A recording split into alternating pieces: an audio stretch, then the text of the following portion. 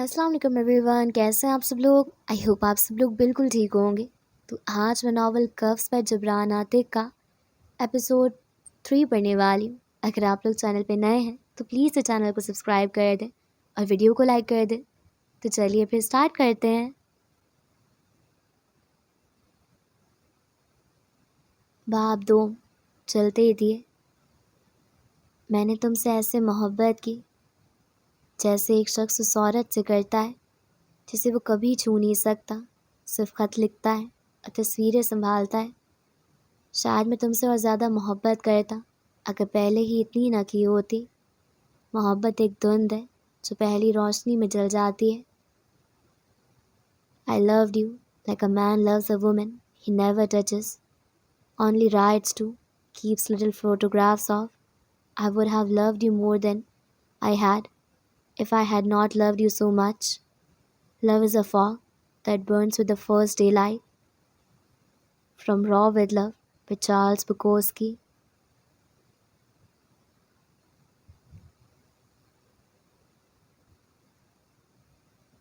لکڑی کا بنا ایک کاٹیج، بھورے رنگ کی لکڑی جس پر ایک عورت کی ہیلز کی آواز آ رہی تھی۔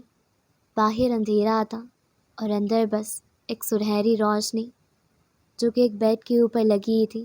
اس بیڈ پر ایک وجود تھا جس کو رسیوں سے باندھا گیا تھا۔ اس کے منہ پر ٹیپ چڑھا دی گئی تھی۔ اس کی آنکھوں سے کہیں آنسو گر رہے تھے، مگر سامنے کھڑی عورت کو ترس نہ آیا۔ وہ کھڑی مسکراتی رہی۔ پور بیبی، اس نے کھڑے کھڑے طنز کیا۔ بستر پر پڑے شخص نے خود کو چھڑانے کی کوشش ترک کر دی، جیسے ضرورت ہی نہیں تھی۔ وہ چت لیٹا چھت کو دیکھنے لگا۔ دیکھو ادھر، فوراً دوبارہ بولی۔ تمہیں نہیں لگتا ہماری کہانی ادھوری ہے؟ اس میں کافی وقت سے بہت سکون سا ہے۔ عورت ہر لفظ کے ساتھ ہاتھ ہلا کر اشارہ کر رہی تھی، شاید اس کی عادت تھی۔ اب دیکھو، اس کہانی میں دل ایک بار پھر ٹوٹیں گے، اور اس بار تم دلوں کی آواز سنو گی، محسوس کرو گی جو میں نے محسوس کیا ہے۔ جیسے یقین دہانی کروائی، مرد نے نفی میں سر ہلایا۔ طوفان آنے والا ہے، تیار ہو تم؟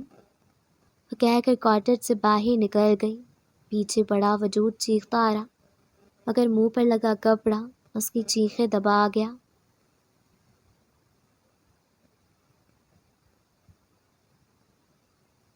کیا کہا آپ نے؟ آنیا کو لگا اسے سننے میں غلطی ہوئی ہے۔ اس کے چہرے پر بے یقینی واضح تھی۔ کیا آپ مجھ سے شادی کریں گی؟ وہ ایک بار پھر اسی لہجے میں بولا۔ آنیا نے نیپکن میز پر رکھا، پھر پیچھے ہو بیٹھی۔ وہ کیا کہہ رہا تھا؟ ایک ملاقات، صرف ایک ملاقات اور شادی؟ آپ مذاق کر رہے ہیں؟ آپ کو مجھے دیکھ کر لگتا ہے کہ میں آپ کے ساتھ ایسا مذاق کروں گا؟ جواب فوراً آیا۔ وہ واقعی سنجیدہ تھا۔ آپ تھوڑے سے پاگل ہیں۔ وہ بھی بے یقین تھی۔ بالکل نہیں، میں نے صرف آپ کو شادی کی پیشکش کی ہے، کوئی گناہ تو نہیں کیا؟ وہ اٹل تھا، شاید ضدی بھی۔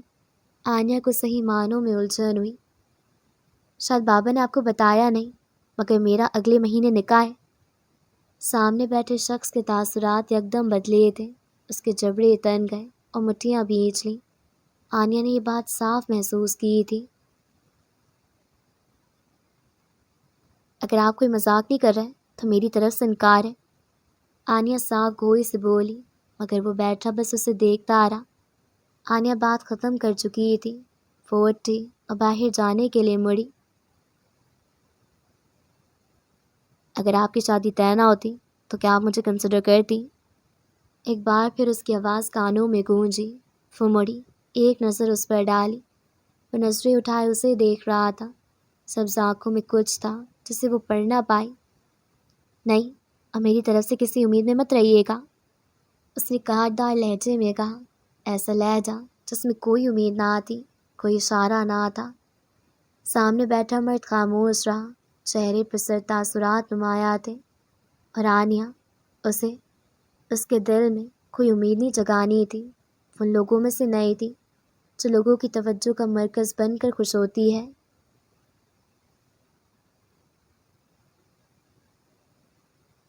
اسلام آباد کی ہوائیں آج کچھ عجیب تھیں، جیسے کوئی پیغام دے رہی ہوں، کچھ کہنے کے لیے بےتاب ہوں۔ اسی شہر کے وسط میں وہ گھر تھا، سرور منزل، وہی پرانے طرز کا محل نما گھر۔ اس گھر کے گراؤنڈ فلور پر بائیں جانب کے کمرے میں جھانکو تو وہاں اس وقت رقیہ شیشے کے سامنے بیٹھی اپنے بال سلجھا رہی تھی۔ گوری رنگت، اٹھی ہوئی ناک، کسی بھی سرجری سے پاک چہرہ اور بھوری آنکھیں، بالکل آنیہ جیسی، یا یہ کہنا بہتر ہوگا کہ آنیہ کی آنکھیں ان کے جیسی ہی تھیں۔ وہ ہمیشہ سے ایک خوش اخلاق خاتون تھی، اسی لیے وہ خود بھی خوش رہتی تھی۔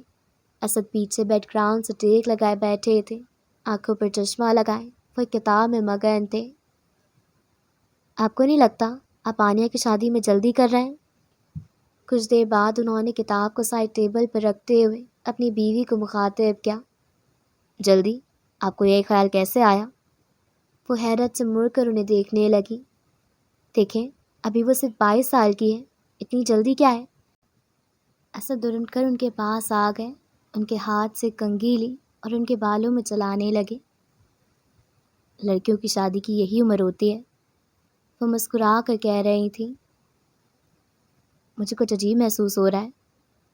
اب وہ ان کے بالوں کے 3 حصے کر رہے تھے۔ رقیہ شوہر کے قریب آنے پر آرام دہ ہو کر بیٹھ گئی تھی۔ آپ بس اوور تھنک کر رہے ہیں، انہوں نے نرمی سے کہا۔ شاید وہ سوچ میں پڑ گئے۔ اگر کچھ مجھے ہو گیا تو میری بچوں کا خیال رکھنا۔ ان کا لہجہ جذبات سے چور تھا، ساتھ میں انہوں نے بالوں کے 3 حصوں کو آپس میں ملانا شروع کر دیا۔ تھوڑی دیر بعد چٹیاں بن کر تیار تھی۔ رقیہ اپنی جگہ سے اٹھی اور ان کے سامنے کھڑی ہو گئی۔ میں آپ کو اور اس خاندان کو کچھ نہیں ہونے دوں گی، حتمی انداز میں جواب دیا گیا۔ وہ مسکرا دیے۔ جانتا ہوں، مگر ابھی تک اس شخص کا بھی پتہ نہیں چل سکا جس نے اس رات آنیہ پر حملہ کیا تھا۔ ان کا ہاتھ تھامے وہ اور بھی کچھ کہہ رہے تھے، باتوں کا سلسلہ ابھی شروع ہوا تھا۔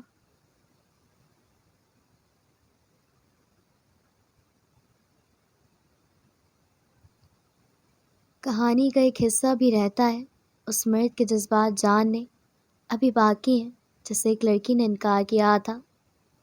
وہ نہیں جانتا تھا اس نے یہ کیوں کیا، وہ بس ایک بات جانتا تھا کہ اس کے دل نے کہا تو وہ کر گزرا، اور اس کے نزدیک یہ غلط نہیں تھا۔ اس کو ایک عورت اچھی لگی، اس نے نکاح کی پیشکش کر دی، بات ختم۔ مگر دل، جب آنیہ کے منہ سے اس نے اپنے لیے انکار سنا تو اسے حیرانی نہیں ہوئی تھی۔ وہ شاید جانتا تھا کہ آنیہ کی طرف سے یہی جواب ملے گا، مگر جب حقیقت سامنے آئی تو ایک خالی پن سے سینے میں اتر آیا۔ جو اس کی پسند تھی وہ کسی اور کی ہونے جا رہی تھی۔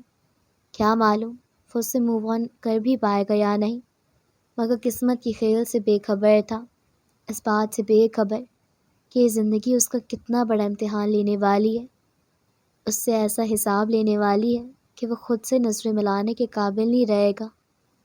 یہی زندگی ہے، یہاں وہی ہوتا ہے جو لکھا ہوا ہوتا ہے۔ انسان کی خواہشات اور احساسات کو پرے رکھ کر ایک چیز ہے جسے ہم نصیب، قسمت، وقت کہتے ہیں، جسے ہم بدل نہیں سکتے، جو لکھا جا چکا ہوتا ہے۔ انسان ساری دنیا سے لڑ سکتا ہے، مگر کیا وہ اپنی قسمت سے لڑ سکتا ہے؟ ایسا نہیں تھا کہ براق اب روگ لے کر بیٹھنے والا تھا، نہیں، وہ ہر دن اس احساس، اس جذبے سے نکلنے کی کوشش کرے گا جو اس کے دل میں گھر کر چکا ہے۔ اور یہ آج کی بات نہیں ہے، یہ اس کا سالوں پرانا طریقہ رہا ہے۔ اسے سمجھنے کے لیے ہمیں کئی سال پیچھے جانا ہوگا، اس پہلی ملاقات میں، وہ ملاقات جس میں اس پہلی بار اسد سرور ملے تھے، اس کے مینٹور، اس کے دوست۔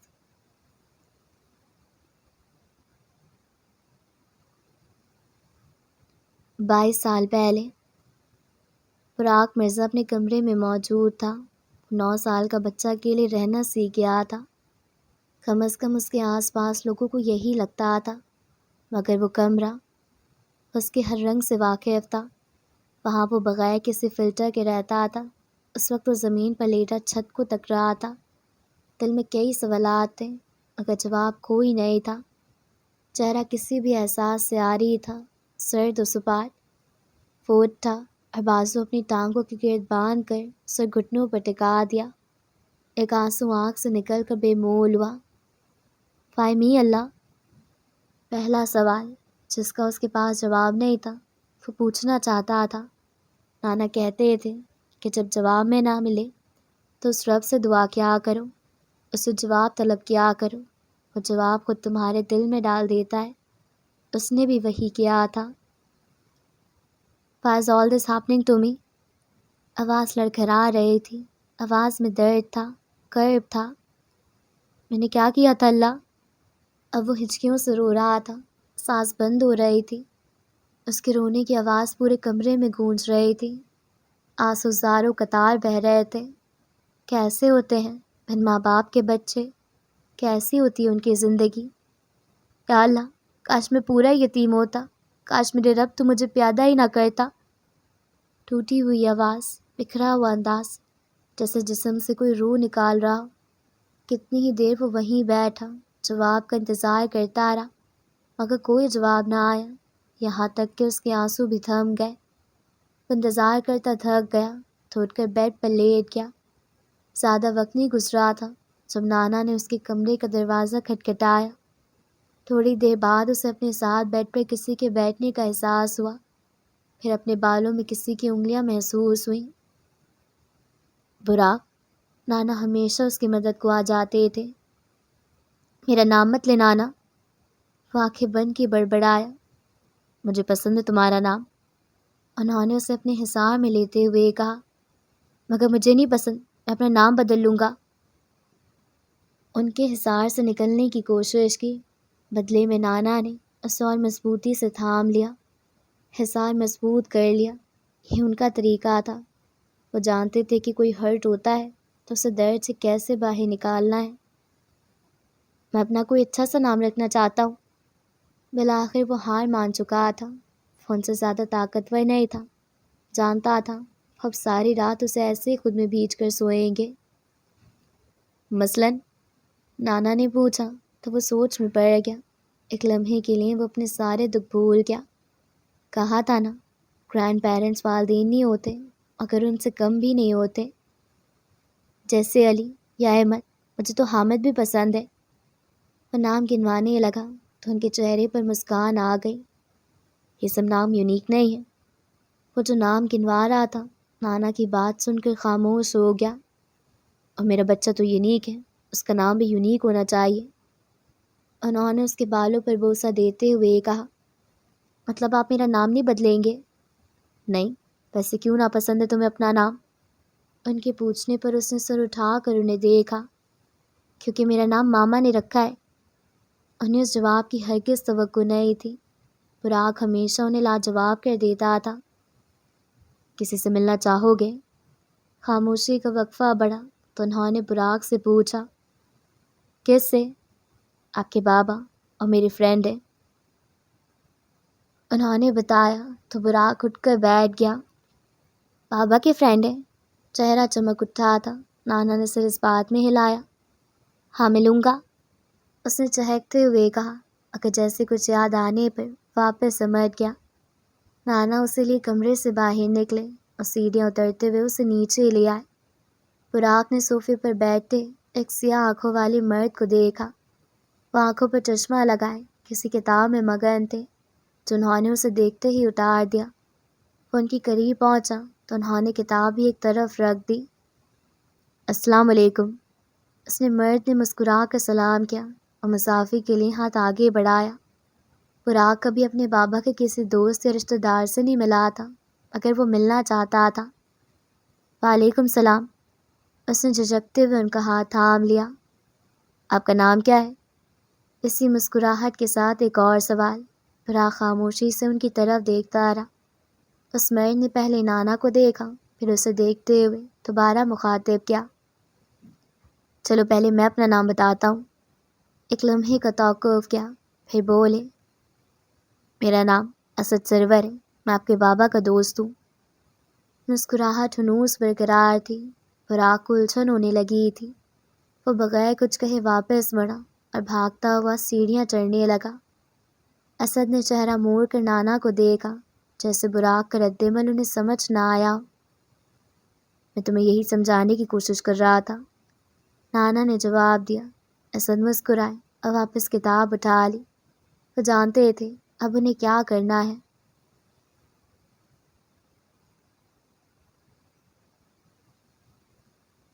براق کے اسکول میں آئے دن کسی سے لڑائی جھگڑے ہوتے تھے۔ اسد اور اس کی ملاقات کو 3 ہفتے گزر چکے تھے۔ آج بھی اس کا جھگڑا ہوا تھا، جس کی وجہ سے اس کے سر اور ناک پر چوٹ لگی تھی۔ اسد آج اسے اسکول سے لینے آئے تھے۔ وہ چہرہ موڑ کر گاڑی سے باہر دیکھ رہا تھا۔ اسد ہر تھوڑی دیر کے بعد وقفے سے نگاہیں پھیر کر اسے دیکھ لیتے۔ آپ نے ابھی تک مجھے اپنا نام نہیں بتایا۔ بالآخر انہوں نے اسے مخاطب کیا۔ براق مرزا نام ہے میرا۔ اس نے جیسے ہار مان لی۔ براق زیر لب دوہرایا۔ مطلب کیا ہوا اس کا بھلا؟ براق نے آنکھیں سکیڑ کر انہیں دیکھا۔ آپ کو اس سے مطلب؟ اسے گھر جانا تھا اور وہ اسے تنگ کر رہے تھے۔ غصہ بجا تھا موصوف کا۔ That's rude۔ ان کی اگلی کئی ملاقاتوں کا بھی یہی حال رہا۔ براق انہیں الٹے سیدھے جواب دینے لگا تھا۔ اب اسے ان کے ساتھ یہ سب کر کے مزہ آنے لگا تھا۔ وہ ان کے ساتھ ملاقات کا منتظر رہنے لگا۔ وہ اس کے لیے کمفرٹ زون بن گئے تھے۔ وہ بلا جھجک انہیں کچھ بھی کہہ دیتا، جواب میں وہ مسکرا دیتے تھے۔ وہ غصہ نہیں ہوتے تھے، طنز بھی نہیں کرتے تھے، پیار سے سب سمجھا دیتے تھے۔ وہ ہفتے میں 2 دن لاہور آیا کرتے اور اسے اسکول سے پک کر کے لنچ اکٹھے کرتے تھے۔ ہاں جی سر، تو کیسے آپ؟ وہ ایک ریسٹورانٹ میں بیٹھے تھے۔ تاریخ تھی 31 ستمبر، یعنی براق کی سالگرہ کا دن۔ انہوں نے اسے گفٹ بھی دیا تھا، جسے اس نے خوشی خوشی دیکھا تھا۔ وہ ایک رسٹ واچ تھی جو انہوں نے اس کے 10 سال کے ہونے کی خوشی پر اسے دی تھی۔ میں تو ہمیشہ جیسا ہوں، آپ بتائیں، آج بہت خوش نظر آ رہے ہیں۔ براق نے پاستا میں کانٹا گھماتے ہوئے استفسار کیا۔ کہ تمہیں معلوم ہے 2 ہفتے پہلے میری بیٹی ہوئی ہے؟ انہوں نے کہا تو براق نے فوق نیچے رکھ دیا۔ تو کیا اسی لیے آپ پچھلے ہفتے نہیں آئے تھے؟ اس کا اپنا دکھ تھا۔ انہوں نے پچھلے ہفتے اس کے ساتھ لنچ نہیں کیا تھا، جس کی وجہ وہ اب سمجھا تھا۔ میں اپنی بیوی اور بیٹی کو اکیلا نہیں چھوڑ سکتا تھا نا؟ انہوں نے نرمی لہجے میں وضاحت پیش کی۔ براق نے سر ہلا دیا۔ دل میں ایک سوچ نے سر اٹھایا تھا۔ کیا میرے بابا بھی میرے پیدا ہونے پر اتنے ہی خوش ہوئے ہوں گے؟ سوچ کر سامنے بیٹھے شخص کو دیکھے گیا۔ میرے بابا بھی میری پیدائش پر خوش ہوئے تھے؟ سوال اچانک آیا تھا۔ اسد جو فون پر لگے تھے چونک کر اسے دیکھنے لگے۔ براق کے چہرے پر پھیکی سی مسکراہٹ تھی۔ ان کے ذہن کے پردے پر ماضی کسی فلم کی طرح چلنے لگا۔ اسد میرے بھائی، آج میں خود کو دنیا کا خوش قسمت ترین انسان تصور کر رہا ہوں۔ اور ہم اتنے خوش تھے کہ ان کا لہجہ جذبات سے چور تھا۔ اسد کے چہرے پر بے ساختہ مسکراہٹ در آئی۔ بھائی اب مجھے بتاؤ، ہوا کیا ہے؟ تیرا دوست باپ بننے والا ہے، سوچو میری اولاد ہوگی۔ اسد جو بیٹھے ہوئے تھے ایک جھماکے سے اٹھے اور انہیں گلے لگا لیا۔ ارے مبارک ہو، بتائیں نا۔ براق کی آواز انہیں واپس حال میں کھینچ لائی۔ وہ ناچ رہا تھا۔ وہ اس قدر خوش تھا کہ اسے جملے ادا نہیں ہو رہے تھے۔ ان کا جملہ سنتے ہی براق بے اختیار مسکرا اٹھا۔ بابا مجھے چھوڑ کر کیوں چلے گئے؟ وہ کبھی اس کے سامنے اس کی زندگی کے اس باب کا ذکر نہیں کرتے تھے۔ سب کو جانا ہوتا ہے میرے بیٹے، انہوں نے نظریں چرا کر کہا۔ براق نے نگاہیں نہیں ہٹائیں۔ انہیں مسلسل تکتا رہا۔ ہری آنکھوں میں پانی جمع ہونے لگا تھا۔ مگر اتنی جلدی؟ اس کی آواز بھرائی ہوئی تھی۔ اسد نے اس بار اسے دیکھا۔ براق میں یہ نہیں کہوں گا کہ تم افسوس نہ کرو، سب کو دکھ ہوتا ہے، سب کو اپنوں کا چلے جانے ایک تکلیف دیتا ہے، مگر کیا کریں، موت سے کوئی کسی کو نہیں بچا سکتا۔ اس کا وقت مقرر ہوتا ہے، اسے تم یا میں نہیں ٹال سکتے۔ انہوں نے سادہ الفاظ میں سمجھانے کی کوشش کی۔ یہ سب اللہ کے فیصلے بیٹا۔ انہوں نے آخری جملہ بہت نرمی سے کہا تھا۔ کہ اللہ واقعی ہوتا ہے، صدر صاحب، اس کے سوال نے ایک لمحے کے لیے انہیں ساکت کر دیا تھا۔ وہ بلنٹ تھا، اکثر الٹے سیدھے سوال پوچھا کرتا تھا، مگر وہ اس سے سوال کی توقع نہیں کر رہے تھے۔ انہوں نے نرمی سے اس کے ہاتھ پر اپنا ہاتھ رکھا، نہ غصہ ہوئے اور نہ ہی استغفار کہہ کر منہ پھیرا۔ ہاں، خدا وجود رکھتا ہے۔ لہجے میں وہی نرمی تھی۔ مجھے نہیں لگتا کہ اللہ ہے۔ آپ کو ایسا کیوں لگتا ہے؟ انہوں نے پہلے اس کی بات کو سمجھنا چاہا، پھر وہ اس کا جواب دینا چاہتے تھے۔ کیونکہ نانا نے کہا تھا کہ اللہ سے سوال کیا کروں۔ میں نے کیا، مگر اس کا کوئی جواب ہی نہیں آیا۔ میں نے دعا مانگی کہ ماما، میرا مطلب ہے مسز مرزا کا دل میرے لیے نرم ہو جائے، مگر ایسا کچھ بھی نہیں ہوا۔ اس کی ساری بات انہیں سمجھ میں آ گئی تھی۔ اب جواب کی باری تھی۔ آپ نے کیسے سوال کیا تھا؟ میں نے پوچھا تھا کہ میں ہی کیوں ایسا ہوں جس کے ماں باپ نہیں ہیں، اسکول میں تو سب کے ہیں۔ اس کے لہجے میں مایوسی تھی۔ یہ سوال ذہن میں آنا بہت عام سی بات ہے کہ کیا واقعی اللہ ہے؟ دیکھو، اللہ نے ہمیں ایک کتاب دی ہے، قرآن مجید، اور قرآن خود اس سوال کا جواب دیتا ہے۔ سورہ ابراہیم کی آیت نمبر 10 میں اللہ فرماتا ہے کہ اللہ میں کوئی شک ہے جو آسمانوں اور زمین کا پیدا کرنے والا ہے۔ یہ آیت اپنے اندر مکمل دلیل رکھتی ہے، جس نے آسمان، زمین، کائنات کا نظام، تمہاری سانسیں، تمہاری عقل اور ہر چیز تخلیق کی۔ اس کے وجود پر شک کیسے کیا جا سکتا ہے؟ جس طرح ایک عمارت کو دیکھ کر فوراً خیال آتا ہے کہ اس کا بنانے والا کوئی انجینئر ہے، کوئی معمر ہے، تو پھر یہ پوری کائنات بغیر کسی بنانے والے کی کیسے ہو سکتی ہے؟ اللہ کا وجود فطرت، عقل، دل اور وحی سب کی گواہی سے ثابت ہے۔ اور اگر کوئی سچائی کو دل سے تلاش کرے تو قرآن خود کہتا ہے کہ اللہ خود اس کی رہنمائی فرماتا ہے۔ وہ ایک لمحے کو ٹھہرے، فراق اپنے دانتوں سے ناخن کاٹ رہا تھا جیسے کسی گہری سوچ میں ہو۔ مگر قرآن تو اللہ کی کتاب ہے، اس میں تو اسی کا ذکر ہوگا۔ سوال گہرا تھا۔ وہ مسکرائے۔ دیکھو، 1950 میں ایک سروے کیا گیا تھا جس میں 2 قبائل کے بارے میں بتایا گیا تھا، کباکو اور آسٹریین قبیلہ۔ وہ ایک لمحے کو ٹھہرے۔ کباکو قبیلہ نیوگنی کے جنگلات میں آباد کیا ایسا قبیلہ ہے جسے صدیوں تک دنیا کی جدید تہذیب کا کوئی علم نہیں تھا۔ ان کے پاس نہ تحریر کا کوئی نظام ہے، نہ سائنس، نہ مذہب، نہ کوئی عملی رابطہ، لیکن پھر بھی یہ لوگ مانتے ہیں کہ انسان کا وجود کسی بڑے مقصد کے تحت ہے۔ وہ ایک بلند و بالا قوت پہ یقین رکھتے ہیں جو ہر چیز کی خالق ہے۔ یہ قبیلہ آسمان کی طرف دیکھ کر دعا کرتا ہے، بارش کے لیے، روشنی کے لیے اور جانوروں کی حفاظت کے لیے۔ ان کے نزدیک آسمان میں کوئی پیار کرنے والی اور ناراض ہونے والی ہستی ہے جو انسانوں کی نیت، سچائی اور اعمال کو جانتی ہے۔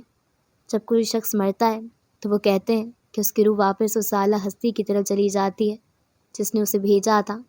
ان کے یہاں خالق کو کوئی مخصوص نام نہیں دیا گیا، لیکن وہ اسے سب سے طاقتور ہستی اور بنانے والی ذات کہتے ہیں۔ یہ تصور نہ انہوں نے کسی کتاب سے سیکھا، نہ کسی مذہب کے مبلغے سے، بلکہ یہ ان کی فطرت، مشاہدے اور اندر کی آواز تھی جو انہیں بتاتی ہے کہ تو ہم خود بخود نہیں بن گئے۔ کوئی تو ہے جس نے ہمیں پیدا کیا ہے، جو ہم سے بڑا ہے، جو ہمیں نظر نہیں آتا مگر ہر چیز میں موجود ہے۔ اب بات کرتے ہیں آسٹریلوی قبائل یعنی ابوریجنلز کی، جو دنیا کے سب سے پرانے زندہ ثقافتی گروہ میں شمار ہوتے ہیں۔ یہ لوگ ہزاروں سال سے آسٹریلیا میں موجود ہیں اور ان کے عقائد و روایت نسل در نسل منتقل ہوتے آئے ہیں۔ یہ قبیلے یہ مانتے ہیں کہ کائنات کی ابتدا ڈریم ٹائم سے ہوئی، جو ان کے عقیدے میں ایک مقدس وقت تھا جب سب کچھ تخلیق ہوا۔ ان کا ماننا ہے کہ اس وقت ایک برتار طاقت یا تخلیق کار موجود تھا جس نے پہاڑ، دریا، جانور، انسان اور حتیٰ کے وقت کو بھی پیدا کیا۔ وہ اسے مختلف ناموں سے پکارتے ہیں، جیسے اسکائی فادر یا ارتھ مدر، لیکن اس کا کردار ہمیشہ ایک خالق کا ہوتا ہے۔ انہوں نے ایک لمحے کا توقف کیا، پانی کا گلاس اٹھا کر لبوں سے لگایا۔ یہ لوگ اس خالق کے لیے مخصوص عبادت کرتے ہیں، گانے، رقص اور رسوم، جن کے ذریعے وہ اس نظر نہ آنے والی ہستی سے رابطہ قائم کرتے ہیں۔ جب بارش نہ ہو یا قحط آ جائے تو وہ اس طاقت کے سامنے معذرت کرتے ہیں۔ وہ سمجھتے ہیں کہ خالق خوش یا ناراض ہے تو فطرت کا نظام بھی ویسا ہی ہوتا ہے۔ ان کے نزدیک یہ خالق دکھتا ہے، سنتا ہے اور فیصلہ کرتا ہے۔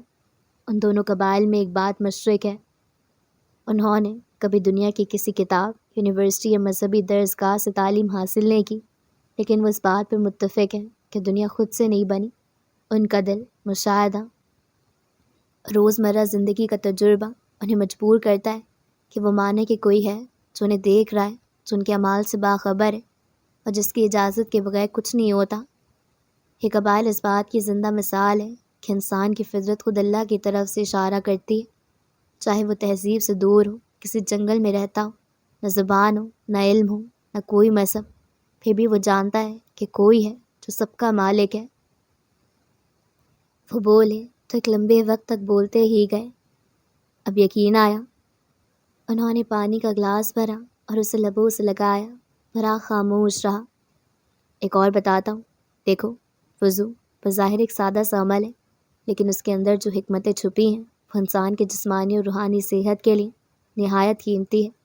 اگر ہم سائنس نقطہ نظر سے دیکھیں تو وضو صرف طہارت کا ذریعہ نہیں، بلکہ مختلف بیماریوں سے بچاؤ کا قدرتی طریقہ بھی ہے، اور یہی حکمت اسے سرطان، کینسر جیسے موذی مرض سے بچاؤ کا ایک ذریعے کے طور پر بھی نمایاں کرتی ہے۔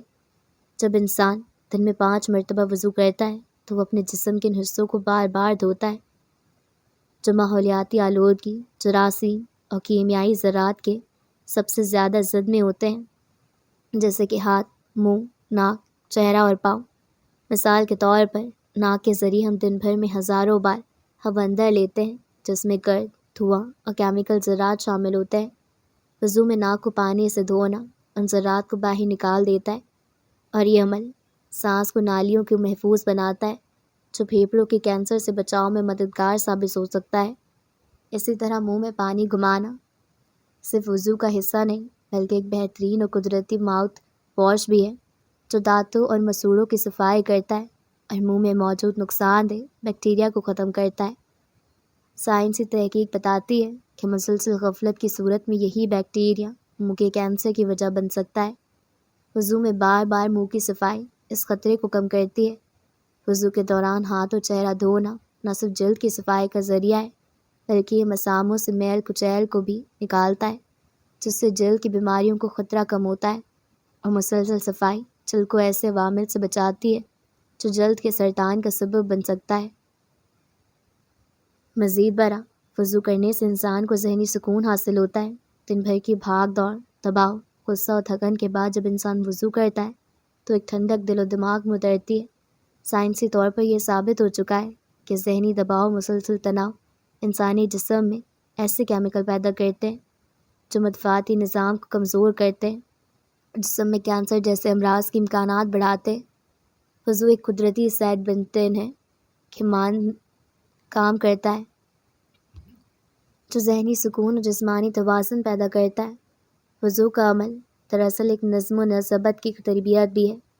جو شخص 5 وقت وضو کرتا ہے وہ عمومی طور پر صفائی پسند، وقت کا پابند اور متوازن طرز زندگی گزارنے والا ہوتا ہے۔ ایسے افراد کی زندگی میں فطری پرہیزگاری اور طہارت شامل ہو جاتی ہے، جو سگریٹ نوشی، منشیات اور دیگر منظر صحت عادات سے بچاؤ میں مدد دیتی ہے، جنہیں جدید طب کینسر کی بنیادی وجوہات میں شمار کرتی ہے۔ یہ وضو نہ صرف روحانیت کا دروازہ ہے، بلکہ ایک ایسا حفاظتی قلعہ بھی ہے جو انسان کو دنیا کی کئی جسمانی آفتوں سے، بالخصوص کینسر جیسے مہلک مرض سے بچانے میں مدد فراہم کرتا ہے۔ اسلام کا یہ سادہ مگر گہرا عمل ہمیں قدرتی صفائی، باطنی سکون اور بہتر طرز زندگی کی طرف لے جاتا ہے، جو ہر دور میں انسان کی اصل ضرورت رہی ہے۔ ایسی 10 مثالیں میں تمہیں اور دے سکتا ہوں۔ ہوپ سب کلیئر ہو گیا ہے۔ اس نے بس اس بات میں سر ہلایا۔ اب یقین آیا۔ انہوں نے پانی کا گلاس بھرا اور اسے لبوں سے لگایا، بھرا خاموش رہا۔ اب بات کرتے ہیں تمہاری دعا قبول نہ ہونے کی۔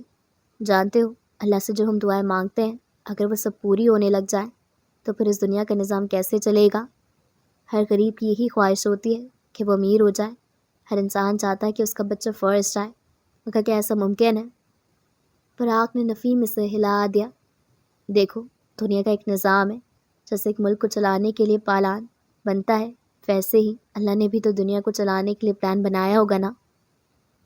لیکن جانتے ہو وہ کتنی رحیم شخصیت ہے. ہماری قبول نہ ہونے والی دعائیں ضائع نہیں ہوتی بلکہ وہ اللہ کے ہاں محفوظ کر لی جاتی ہیں اور ان کا اجر قیامت والے دن ہمیں ملے گا. اس سے اور بھی بہت ساری باتیں کر رہے تھے اور پھر ہفتے میں 2 دن کے لنچ کے ساتھ یہ بھی ایک معمول بن گیا تھا. اسے ہر ہفتے کوئی نہ کوئی مثال دیتے اور مثالیں سنتے سنتے کبھی یقین اس کے دل میں بیٹھ گیا. اسے اندازہ ہی نہ ہو سکا. اس نے بس کوشش کی تھی اور اللہ کوشش کرنے والوں کی مدد خود کرتا ہے. پھر جس کی مدد اللہ کرے کیا اسے کوئی رب کی تلاش سے روک سکتا ہے؟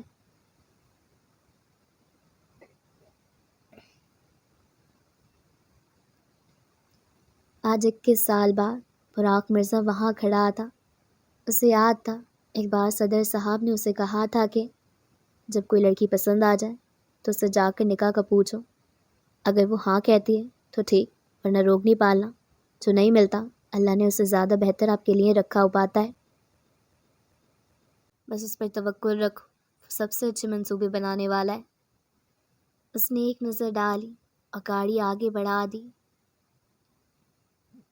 چہرے تو سب کے ایک جیسے لگتے ہیں مگر ہر چہرے کے پیچھے کہانی چھپی ہے. کوئی ہنستا ہے مگر اندر سے ٹوٹا ہوا ہوتا ہے. کوئی رو رہا ہوتا ہے اگر آنکھوں میں نمی نہیں ہوتی. کچھ لوگ ہر وقت ہمدرد بننے پھرتے ہیں مگر وہی سب سے بڑے زخم دیتے ہیں. انسان کے چہرے پر نہ جاؤ، اس کے سچ کو اس کی خاموشی میں تلاش کرو. اکثر سب سے خوبصورت چہروں کے پیچھے سب سے بدترین چہرے چھپے ہوتے ہیں. اندھیرے نے سارے جہاں کو اپنی لپیٹ میں لے رکھا تھا. آنیا اپنے بستر پر دراز آج دوپہر کے واقعات کے بارے میں سوچ رہی تھی. اسے اب تک یقین نہیں آ رہا تھا کہ وہ سب سچ میں ہوا ہے. اسے اب بھی لگتا تھا کہ شاید اس کے ساتھ مذاق کیا گیا ہے. پھر سوچوں کو جھٹکتی ہوئی فوٹ بیٹھی. 1 مہینے بعد اس کی شادی تھی. اسے اس کے بارے میں سوچنا چاہیے. نہ چاہتے ہوئے بھی اس نے اپنا فون اٹھایا اور انسٹاگرام پر اسکرول کرنے لگی. کچھ دیر بعد براق کا انسٹاگرام اکاؤنٹ آنیا کی اسکرین کی زینت بنا ہوا تھا. آخر تھا کون یہ شخص جسے بابا کے اتنے قریب ہوتے ہوئے بھی فون ہی جانتی تھی. اس نے براق مرزا پر کلک کیا تو سامنے ہی اسد سرور 12 فالوڈ بائی لکھا ہوا تھا. بابا سے فالو بھی کرتے ہیں. اس نے چہرے کے زاویے بگاڑے اور اسکرول کرنے لگی. مختلف قسم کے اسکیچز، عمارتوں و کھانوں کی تصاویر سے اس کا اکاؤنٹ بھرا ہوا تھا. اس نے آئی برو اچکائے. اتنے فالوورز ہونے کا کیا فائدہ جب یہی سب پوسٹ کرنا ہے؟ اس نے اوپر نیچے اسکرول کرتے ہوئے سوچا. ریجیکشن کے بعد لازمی ایک سیڈ سٹوری لگائی ہوگی. اس نے مسکراہٹ دبا کر سوچا. جب سٹوری کھولی تو وہ 20 گھنٹے پہلے لگائی گئی ایک کتے کی تصویر تھی جس کے کیپشن میں مسٹر جیک لکھا ہوا تھا. اس کے پاس پیٹ بھی ہے؟ زیر لب بڑبڑائی، پھر اس کا اکاؤنٹ بند کر دیا. فون سائڈ ٹیبل پر رکھ کر اپنی کتابوں کی شیلف تک گئی اور ایک کتاب نکال لی. جانے کتنی ہی دیر اس کے صفحات پلٹتی رہی. جب اس میں دھیان نہ لگا تو تھوڑی دیر بعد وہ بھی بند کر دی. یا اللہ، یہ آج کسی بھی چیز میں دل کیوں نہیں لگ رہا ہے؟ اف! وہ اٹھی اور کمرے سے باہر نکل گئی. باہر نکل کر کچھ لمحے سوچتی رہی کہ یہاں سے کہاں جائے. اس نے بابا کے کمرے میں جانے کا سوچا. اس نے دروازے پر دستک دی. اندر داخل ہو گئی. کمرہ خالی تھا. شاید سب نیچے ہوں. یہی سوچ کر اس نے اپنے قدم سیڑھیوں کی جانب بڑھا دیے. براق کچن میں شیلف کے پیچھے کھڑا تھا.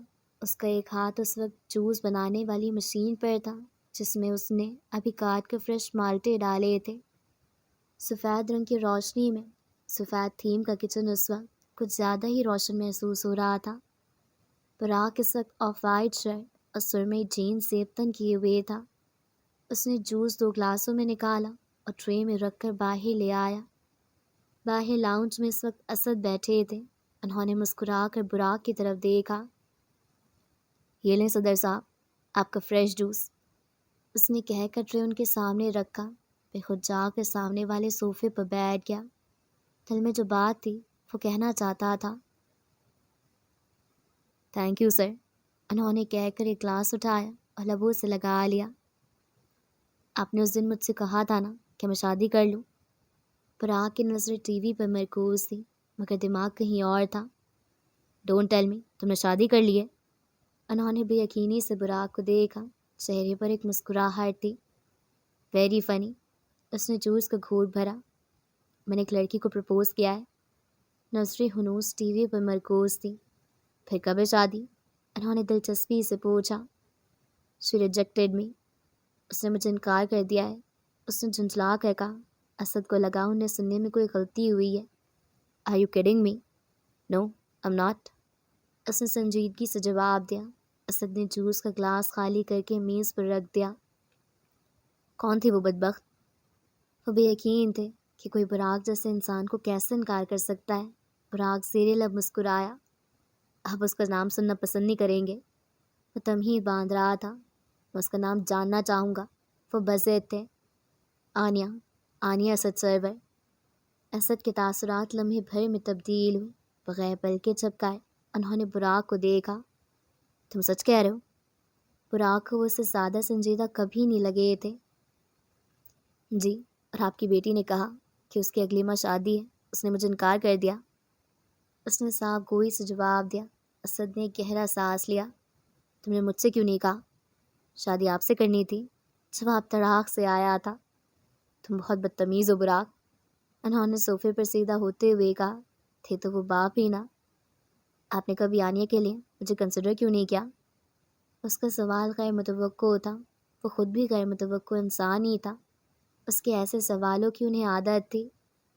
شاید اس لیے کہ آنیہ کو میں خود سے دور نہیں کرنا چاہتا تھا۔ میں آپ سے کبھی دور نہیں کرتا۔ نہ جانے یہ سب کیوں کہہ رہا تھا۔ وہ جیسا بھی تھا، دل کے ہاتھوں تو ہر انسان مجبور ہوتا ہے نا۔ اس بات کا جواب شاید وہ خود بھی نہیں جانتا تھا۔ اب جو ہو گیا سو ہو گیا، میں اسے بدل نہیں سکتا۔ میں سچ چاہتا بھی نہیں ہوں۔ وہ فوراً بولا۔ وہ تم سے چھوٹی بھی تھی بہت، شاید اسی لیے تمہارا خیال نہیں آیا۔ وہ نہ جانے کیوں صفائی دے رہے تھے۔ انہیں یہ جان کر دکھ ہوا تھا کہ ان کے دل کے قریب رہنے والے دو لوگ ایک ساتھ نہیں تھے۔ ہاں، ڈونٹ وری۔ وہ پھیکا سا مسکرایا۔ تو کب کرو گے شادی؟ جلدی کروں گا۔ آپ ہی نے سمجھایا تھا نا کہ روک لے کر نہیں بیٹھنا۔ اب کی بار وہ دل سے مسکرائے تھے۔ پہلا قتل۔ صبح سورج نکلا تو ہر سمت اجالا کر گیا۔ گلیوں سڑکوں پر لوگوں کا رش بڑھ گیا۔ لوگ کام کاج کے لیے باہر نکل آئے۔ ایسے میں ایک گھر خاموش کھڑا تھا جس میں موت جیسی خاموشی چھائی ہوئی تھی۔ وہ سرور منزل تھی۔ آنیہ بھی نہا کر باہر نکلی تھی۔ بال ابھی تک گیلے تھے۔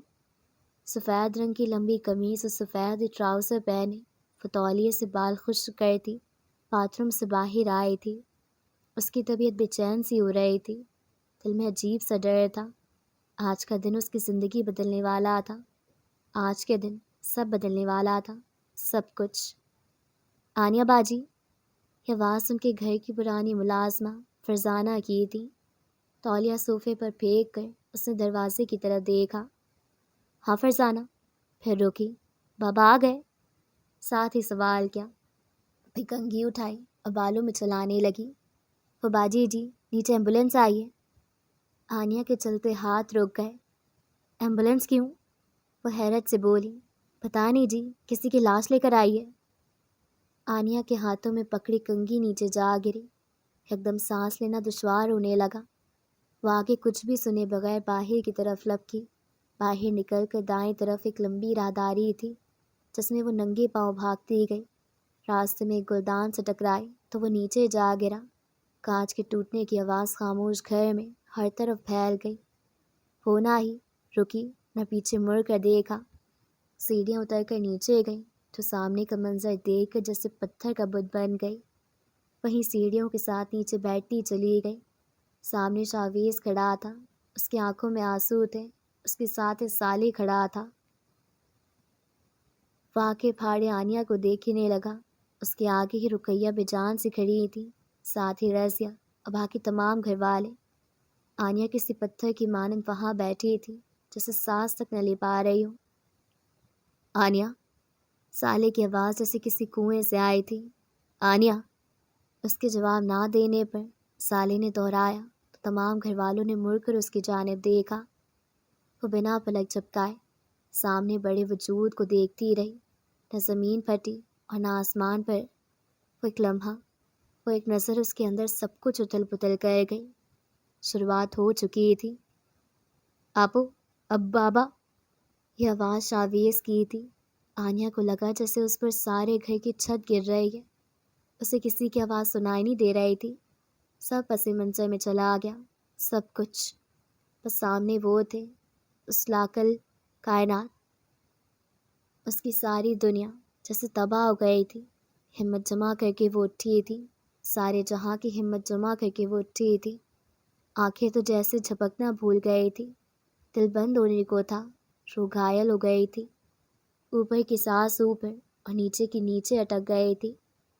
رنگ لٹھے کی مانند سفید پڑ گیا تھا۔ شروعات ہو چکی تھی۔ بابا کو کیا ہوا ہے؟ وہ بے یقینی کے عالم میں سب سے پوچھ رہی تھی۔ اس کی آواز اونچی نہیں تھی، وہ کسی ٹرانس کسی کیفیت میں وہ سب بولتی جا رہی تھی۔ تایا بہو، بابا کو کیا ہوا ہے؟ وہ چیخی تھی۔ جواب میں صرف خاموشی تھی، ایسی خاموشی جو دلوں کو بند کر دے۔ کوئی کچھ نہیں کہہ رہا تھا۔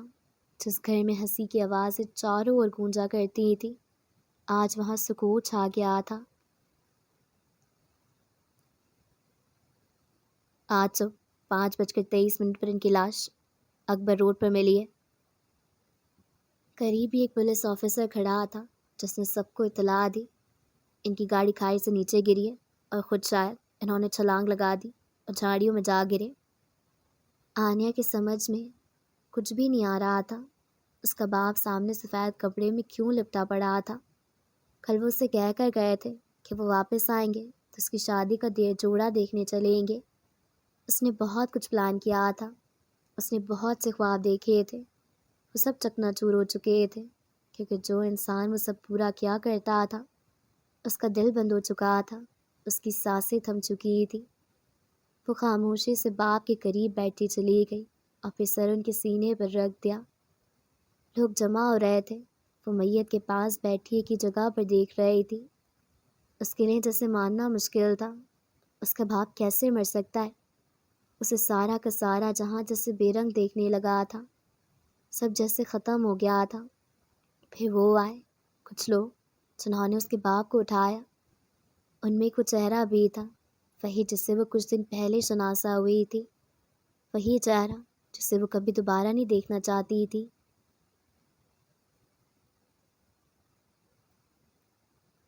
صبح کے 9 بج رہے تھے۔ وہ کچھ دیر پہلے ہی اٹھا تھا۔ واش روم سے باہر نکلا تو اسے اپنی سماعتوں میں فون بجنے کی آواز سنائی دی تھی۔ وہ کمر پر تولیہ باندھے بیڈ سائڈ ٹیبل تک گیا اور فون اٹھایا۔ ہلو؟ اس نے چہرے پر ہاتھ پھیرا اور بیڈ پر بیٹھ گیا۔ جی، میں براق مرزا ہوں۔ واٹ؟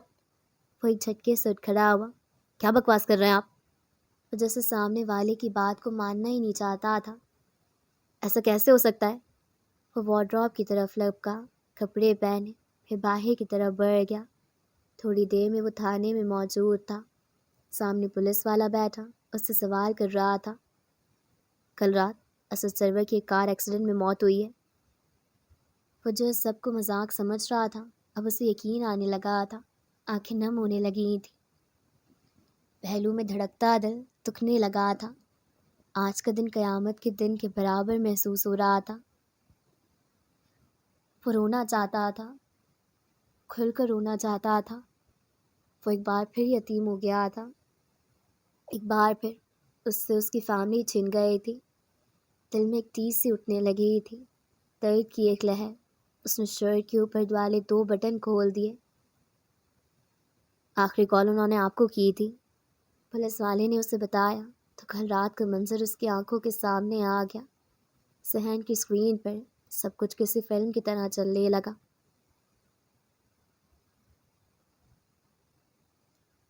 آج کی رات بہت بھاری تھی، خاموش سی۔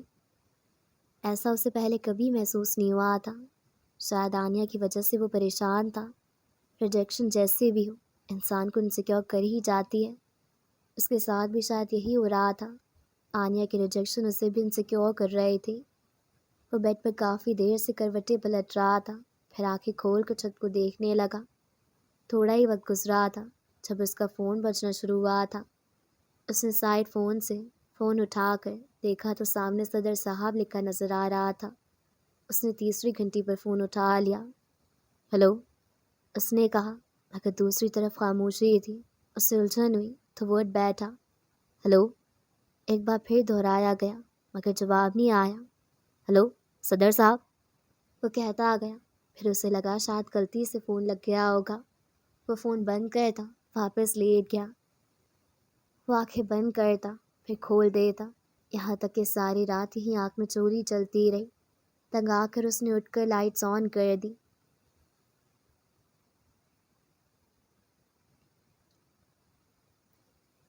آپ ان کے کیا لگتے ہیں؟ پولیس والے نے سوال کیا تو وہ جیسے کسی طلسم سے باہر آیا۔ کیا لگتا تھا وہ ان کا؟ کیا نام دے گا وہ اس رشتے کو؟ میرے بابا کے فرینڈ تھے وہ، مدھم آواز میں کہا۔ جی؟ پولیس والے نے اونچی آواز میں پوچھا۔ میرے بابا کے فرینڈ تھے، اس نے اب جواب دیا تو آواز میں سختی تھی۔ دل جو ٹوٹ رہا تھا، ایک بار پھر گلے میں آنسوؤں کا ایک پھندا اسے بننے لگا تھا۔ الفاظ اٹکنے لگے تھے، سارا جسم جسے مفلوج ہو رہا تھا۔ پولیس والا اسے اور بھی سوال پوچھتا رہا، آخر میں اسے اسد کا فون تھما دیا۔ آپ کو اس کا پاسورڈ معلوم ہے؟ اسے معلوم تھا، ہانیہ ان کے موبائل کا پاسورڈ تھا۔ اس نے فون لے کر پاسورڈ لکھا تو اسے سامنے جو نظر آیا اسے دیکھ کر ایک لمحے کے لیے اس کی آنکھیں پھٹی کی پھٹی رہ گئیں۔ پھر اس نے اس ایپ کو بند کر دیا۔ سب ایک لمحے میں ہوا تھا۔ پولیس والے کو شک ہوتا اس سے بھی پہلے۔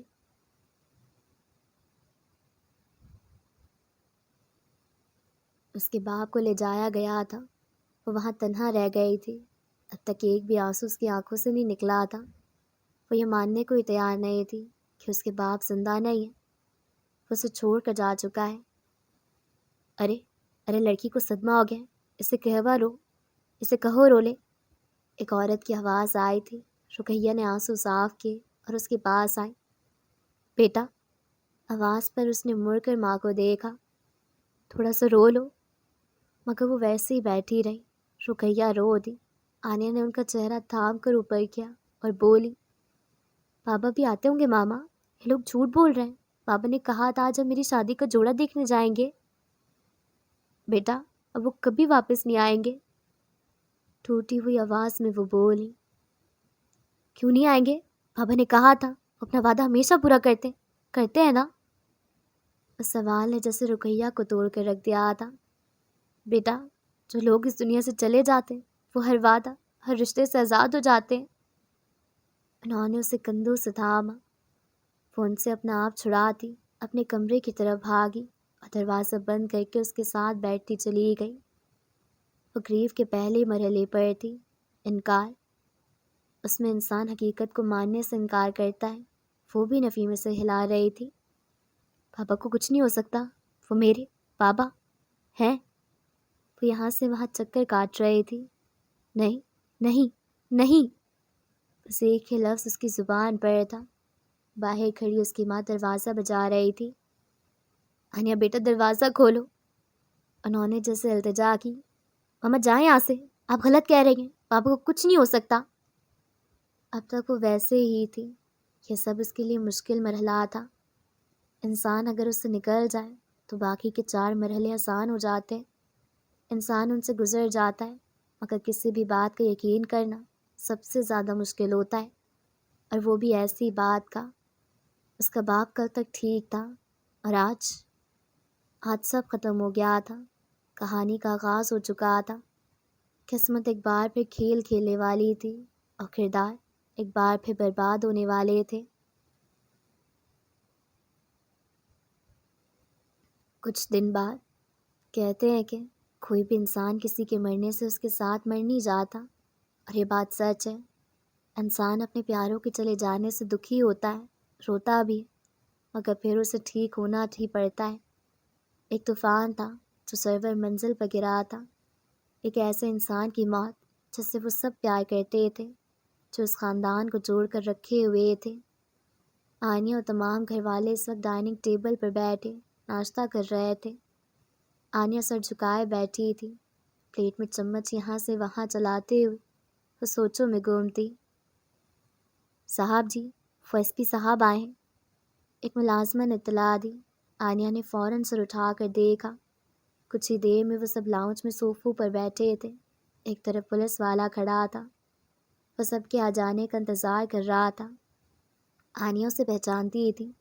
वो उस दिन भी आया था जिस दिन उसके बाबा की लाश आई थी। वो एसपी कलीम बट था।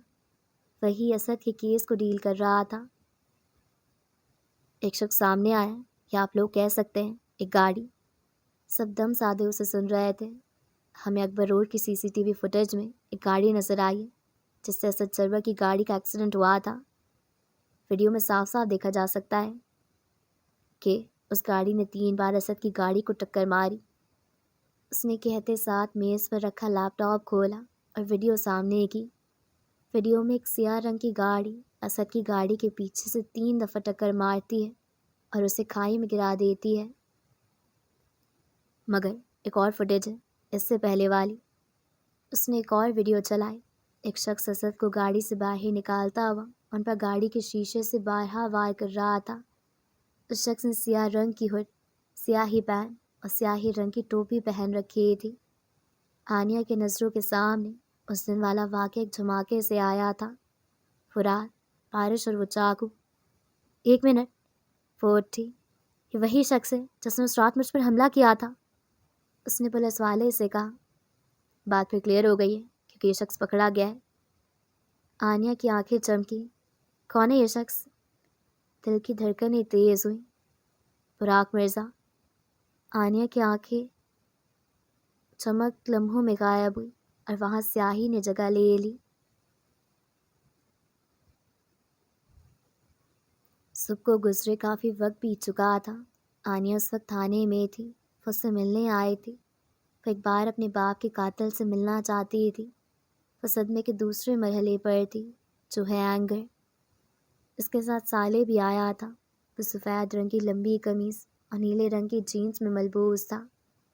सफ़ेद रंग का दुपट्टा गले में खोल करके डाला था, बिल्कुल किसी मफलर की माने। जब पुलिस वालों ने अंदर जाने की उसे इजाज़त दी तो वो अकेले अंदर की जाने बढ़ी।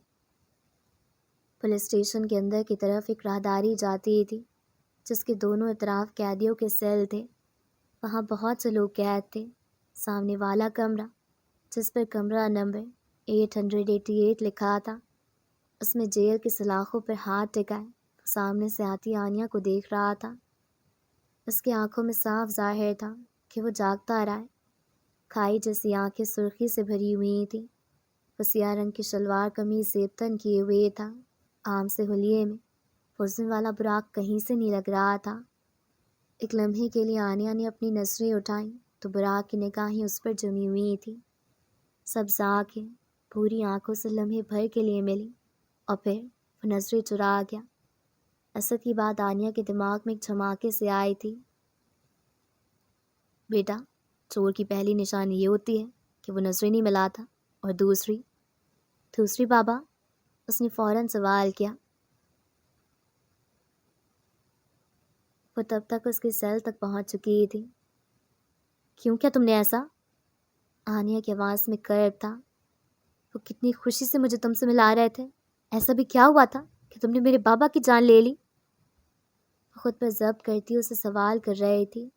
उसकी आवाज़ धीमी मगर गुस्से से भरी हुई थी। वो निगाहें एक ही जगह जमाए उसकी बातें सुन रहा था, बिल्कुल खामोशी से। क्या आपको वाकई लगता है कि मैंने ऐसा किया होगा? बुराक का सवाल आनिया को यकीन दिला गया था कि पुलिस वाला सच कह रहा था। उस वीडियो में मेरा चेहरा नजर नहीं आ रहा था। आप लोग मुझ पर शक कैसे कर सकते हैं? वो मेरे बाप जैसे थे आनिया। बाप जैसे थे? बाप नहीं थे। वो चीखी। अगर ये सब तुमने नहीं किया तो तुम्हारी गाड़ी वहां कैसे पहुंची? मैं नहीं जानता। वो धीमा सा गुर्राया। आनिया ने कुछ कहने के लिए मुंह खोला ही था कि उसे पीछे से कुछ आवाज़ें आई। वो शायद बुराक का वकील था। सुरमई आंखों पर नज़र का चश्मा, तने हुए जबड़े और सफ़ेद रंगत, बाल जेल से पीछे की तरफ सेट किए हुए थे। उसके साथ हवलदार भी था। उसने आकर बुराक के सेल का दरवाज़ा खोला और उससे बाहर निकालने को कहा। आनिया ने मुट्ठियाँ भींच लीं। बुराक वकील के साथ बाहर निकला اور آنیا پر ایک نظر ڈال کر راہداری سے باہر کی جانب بڑھ گیا۔ آنیا بھی ان کے پیچھے ہی باہر نکلی۔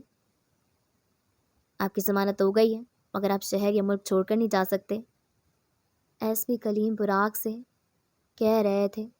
آنیا کیوں بے اختیار غصہ آ گیا۔ آپ ایسے کیسے قاتل کو جانے دے سکتے ہیں؟ وہ چیختی ہوئی آگے بڑھی۔ میڈم، ان کی ضمانت ہو چکی ہے، ہم کچھ نہیں کر سکتے، ایس پی نے کہا۔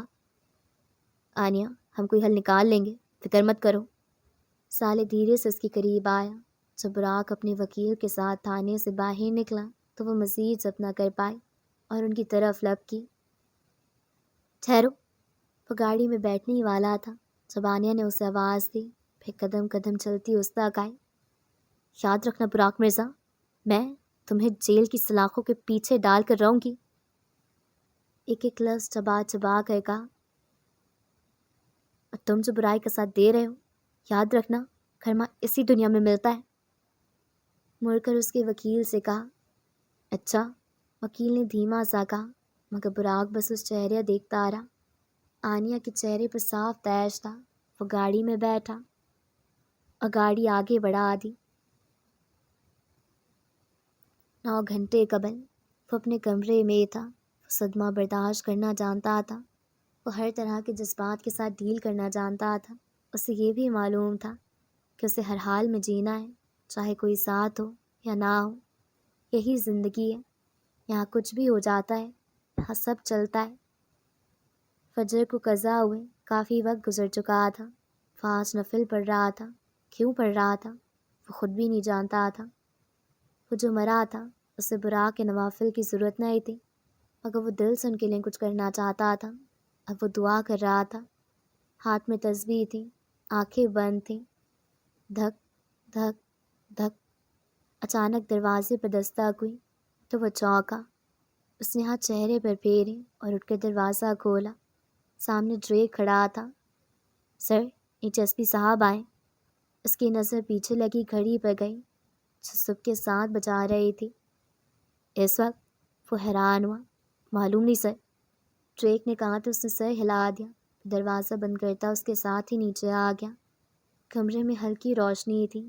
ایس پی کلیم ہاتھ کے کمر کے پیچھے باندھ اسے دیکھ کر مسکرایا۔ ویلکم سر، بلاک پھیلا سا مسکرایا۔ آپ کے گھر کے باہر کوئی گاڑیاں، کوئی بھی CCTV کیمرہ نہیں ہے، پوچھ سکتا ہوں کیوں؟ اس کے سوال پر براق نے مڑ کر ڈریک کو دیکھا، جیسے وہ کئی بار کیمرے لگوانے کا کہہ چکا تھا۔ مجھے بھی 2 مہینے ہوئے یہاں آئے ہوئے، اسی لیے اس نے سنجیدگی سے جواب دیا۔ اوہ، کلیم نے کہا، آپ کا اریسٹ وارنٹ لے کر آیا ہوں، یور انڈر اریسٹ۔ براق کی سمجھ میں نہیں آیا وہ کیا کہہ رہا ہے۔ کیا؟ بے یقینی، آپ کو اسد سرور کے قتل کے جرم میں گرفتار کیا جاتا ہے۔ کلیم نے وارنٹ نکال کر سامنے کیا۔ براق نے اس کے ہاتھ سے تقریباً چھینتے ہوئے وہ کاغذ لیا۔ یہ کیا بکواس ہے؟ یہ ہو کیا رہا تھا؟ کچھ دنوں سے اس کا دماغ معاف ہونے لگا۔ اس سے پہلے کہ وہ کچھ اور کہتا، ایس پی آگے بڑھا اور اس کی کلائی تھام کر اسے ہتھکڑی لگانے لگا۔ براق کے اعصاب تن گئے، تاثرات بے یقینی سے غصے میں تبدیل ہو گئے۔ 1 منٹ، مجھے ہاتھ مت لگاؤ، وہ گھرایا۔ میں ساتھ چلوں گا مگر میں ہتھکڑی نہیں لگواؤں گا، اس نے کہا تو ایس پی ہلکا سا مسکرایا۔ ایک تو یہ امیر لوگ۔ سر، آج تک آپ نے کسی ملزم کو ہتھکڑی کے بغیر لے جاتے ہوئے دیکھا ہے؟ اس نے طنز کیا۔ جو نہیں ہوا وہ اب ہوگا، مجھے کال کرنے دو، اس کے بعد میں خود تمہارے ساتھ چلوں گا، اس نے کہا تو ایس پی نے اسے آنکھیں سکیڑ کر دیکھا۔ چلیں، کیا آپ پر احسان، مائی فٹ۔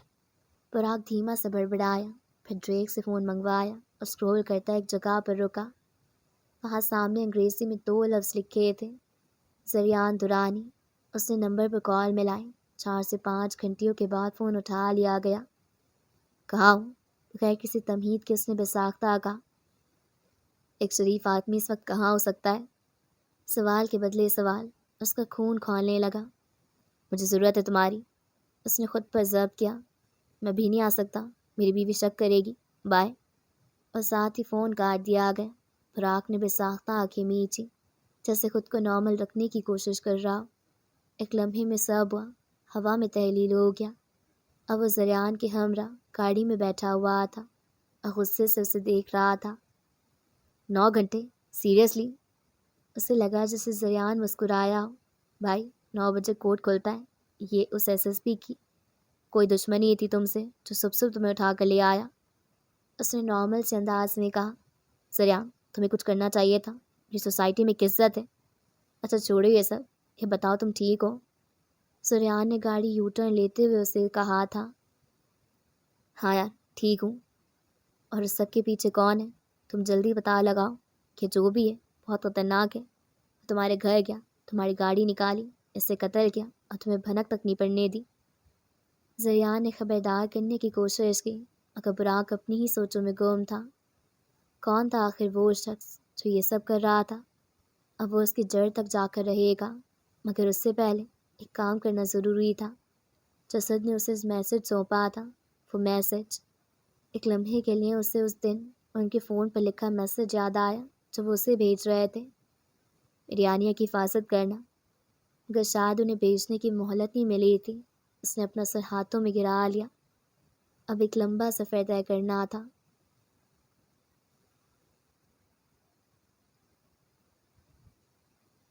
دن تیزی سے گزرنے لگے تھے، یا شاید اسے ہی ایسا لگ رہا تھا۔ براق کی ضمانت کو 12 دن ہو چکے تھے۔ اس کے بعد اس کا گرفتار ہونا تو دور کی بات، پولیس نے اس کے خلاف کوئی کارروائی تک نہیں کی تھی۔ اس نے سنا تھا کہ پیسہ بولتا ہے، اب اس نے دیکھ بھی لیا تھا۔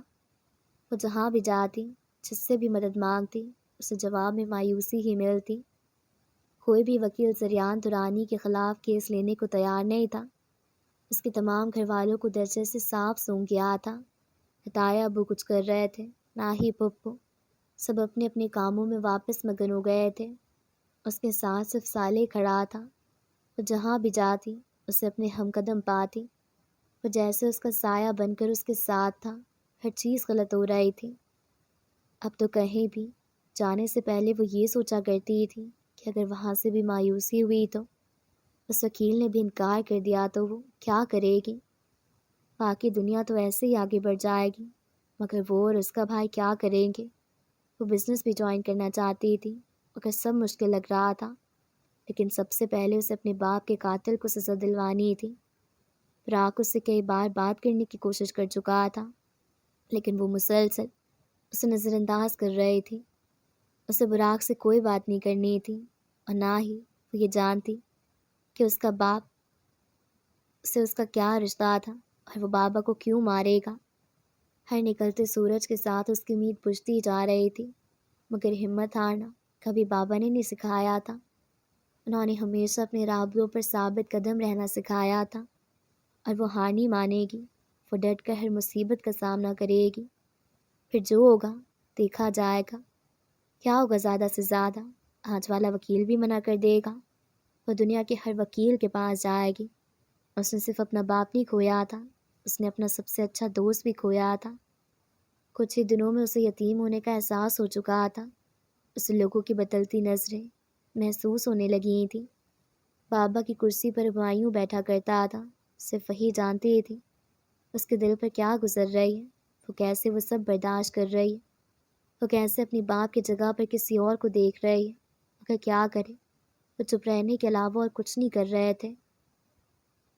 گھر والے اس کی شادی بھی پہلے والی ڈیٹ پر ہی کرنا چاہ رہے تھے۔ وہ مسلسل انکار کر رہی تھی، مگر کب تک انکار کرے گی؟ باپ ہوتا تھا تو انکار کو اہمیت دیتا تھا۔ لوگ اس کی بات کو کیوں اہمیت دیں گے؟ باپ کا کوئی نعم و بدل نہیں تھا۔ دوست بھی واپس مل جاتے ہیں، لائف پارٹنرز بھی، مگر ماں باپ وہ واپس نہیں ملتے۔ اور اس کا بھائی بہن تب تک ہی برے لگتے ہیں جب ان کی لڑائی آپ سے ہو۔ اگر کوئی اور کچھ کہہ دے تو آپ کا دل سب سے زیادہ جلتا ہے۔ ان پر غصہ کرنا اور ان سے لڑنا، یہ حق صرف ہمیں ہوتا ہے۔ اگر کوئی اور غصہ کرے تو اس کی جان لینے کا جی چاہتا ہے۔ اس کا بھائی اور ماں دونوں اب اس کی ذمہ داری تھے، اسے ہی ان کا خیال رکھنا تھا۔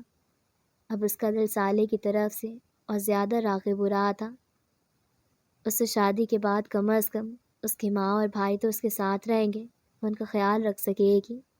وہ دور ہو گئے تو لوگ ان کے ساتھ کیا سلوک کریں کیا معلوم۔ وہ تیار ہوتی شیشے میں خود کو دیکھتی، پھیکا سا مسکرائی تھی۔ اس کا دل دکھا تھا۔ وہ کچھ ہی دنوں میں کیا سے کیا بن گئی تھی۔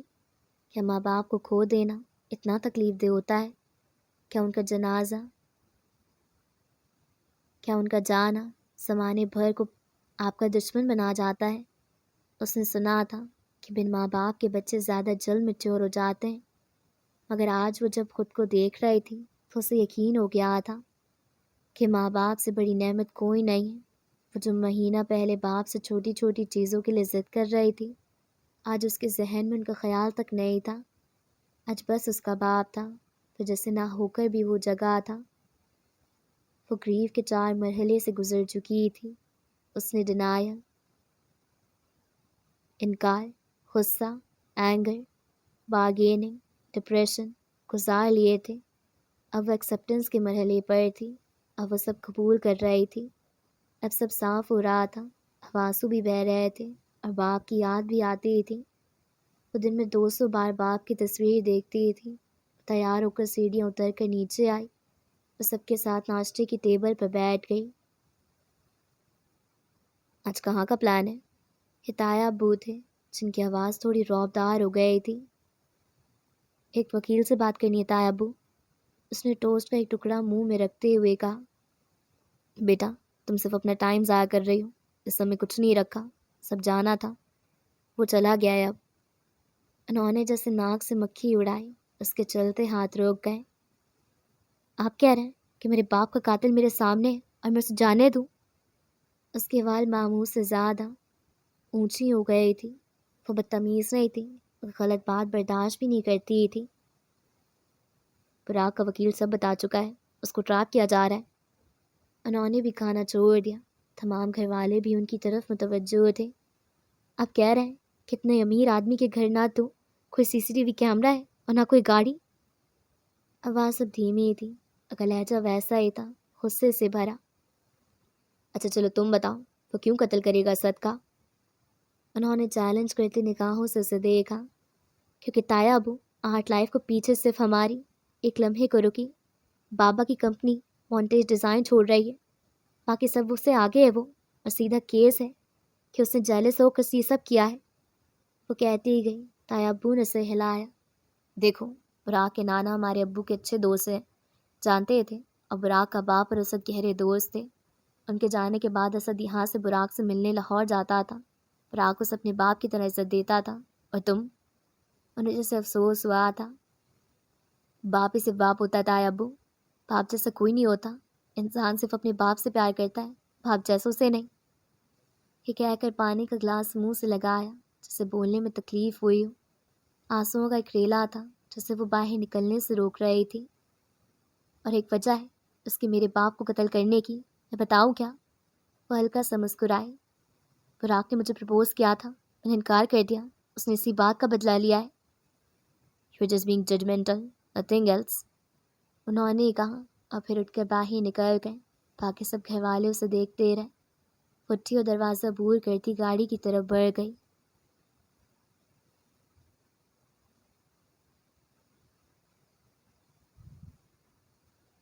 تو جی یہاں پہ ہمارا ایپیسوڈ 3 جو ہے وہ کمپلیٹ ہوتا ہے، اور میں امید کرتی ہوں کہ آپ سب لوگوں کو اچھا لگا ہوگا۔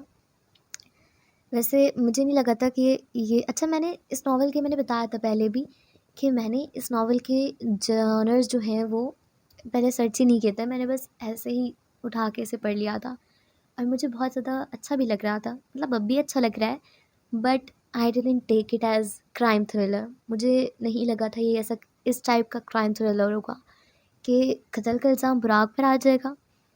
مطلب میں شاک تھی۔ اچھا مجھے نا ایسے سگنلز آ ہی رہے تھے کہ اسد صاحب کو کچھ نہ کچھ ہونے والا ہے، کیونکہ جب وہ اپنی وائف سے کہہ رہے تھے نا کہ میری گھر والوں کو، میری آنیا کا خیال رکھنا، کچھ ایسا انہوں نے بولا تھا، ہے نا؟ اور پھر جب ان کی ڈیتھ ہو گئی واقعی میں، اور پھر براق پہ الزام آنا is very unexpected to me. مجھے نہیں لگا تھا کہ براق پہ الزام آئے گا، اور اب دیکھتے ہیں کہ براق کیسے اپنی سچائی ثابت کرتا ہے، اور آنے کے آگے کیا پلانس ہیں۔ اور ویسے میں بتاؤں، مجھے ایسا لگتا ہے کہ پتہ نہیں کیوں صالح جو ہے نا وہ آنیا کے خلاف ہو جائے گا۔ مجھے پتہ نہیں کیوں ایسا لگتا ہے کہ وہ جو ہے یا تو اس کے کچھ اندر سے الٹیریئر موٹیوز ہوں گے، یا پھر وہ آنے کے خلاف ہو جائے گا. پتہ نہیں کیوں مجھے بس ایسے سگنلز آتے ہیں. تو چلیے پھر یہ تم آگے جب ہم پڑھیں گے تبھی ریویل ہوگا. تو چلیے پھر میں اس ویڈیو کو یہیں پہ اینڈ کرتی ہوں. اگر آپ لوگ چینل پہ نئے ہیں تو پلیز اس چینل کو سبسکرائب کر دیں اور ویڈیو کو لائک کر دیں. تو انشاءاللہ ملیں گے نیکسٹ ویڈیو کے ساتھ. تب تک کے لیے اللہ حافظ.